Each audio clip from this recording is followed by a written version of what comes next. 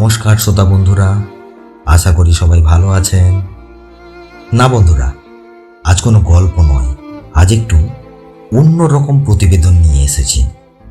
প্রতিবেদনটির details বা বিশদ বিবরণী আমি কিছুই দিতে পারবো না, কারণ অনেক দিন আগে পড়েছিলাম।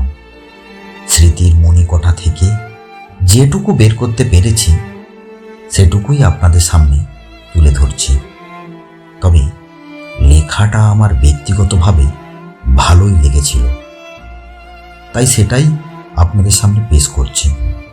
আর আপনাদের যদি ভালো লাগে অবশ্যই একটি করে লাইক করে দেবেন।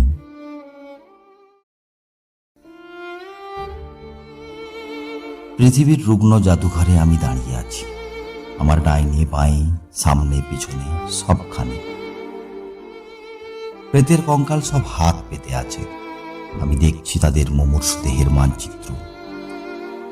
হৃদয়ের ভূগোল ছাড়িয়ে কেমন মানবিকতার আরতি নিঃসীম আকাশ জুড়ে। আমার থ্যাতলানো হৃৎপিণ্ডের ভেতর নিদারুণ জমা হয় সেঁকো বিষ। জন্ম নেয় বিশ্বগ্রাসী আগুন, আগুন, আগুন, ঘৃণার কবিতা। মুহুর্মুহু ঘণ্টা বাজে শপথ প্রিয় সংগ্রামের, বলিষ্ঠ জীবন ও প্রত্যয়ী বাঁচবার গভীর সম্মানে। পৃথিবীর রুগ্ন জাদুঘরে আমি অসহায় দাঁড়িয়ে থাকি। প্রতিটি প্রকোষ্ঠ খিলানে জমা হয় মানুষের পাপ।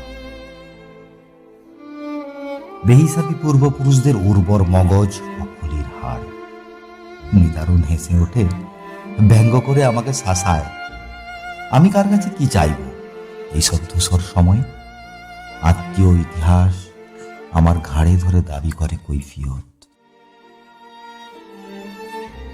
বন্ধুরা, কেমন লাগলো অবশ্যই জানাবেন কিন্তু। আর হ্যাঁ, প্রতিবেদনটির ডিটেলস যদি কারোর জানা থাকে অবশ্যই শেয়ার করবেন। অসংখ্য ধন্যবাদ। ভালো থাকবেন, সুস্থ থাকবেন।